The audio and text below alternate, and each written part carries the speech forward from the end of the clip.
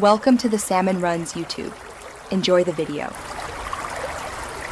In this video, I will explain how to replace a valve cover gasket. First, let's gather our tools. You'll need a socket set, a torque wrench, and various screwdrivers. Don't forget your new valve cover gasket and any required RTV sealant.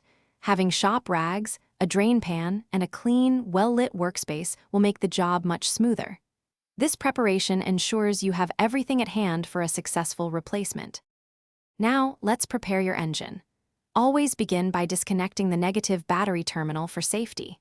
Next, carefully remove any components that might obstruct the valve cover, like air intake hoses or ignition coil wiring.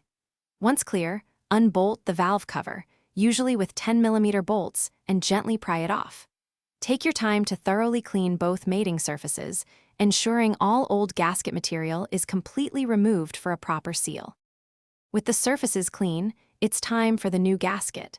If your vehicle requires it, apply a thin, 3mm bead of RTV sealant to the specified corners of the valve cover.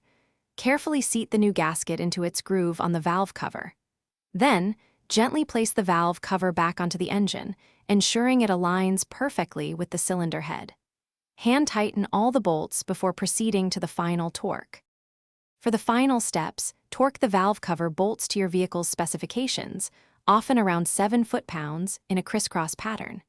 Reconnect all hoses, wires, and any other components you removed earlier.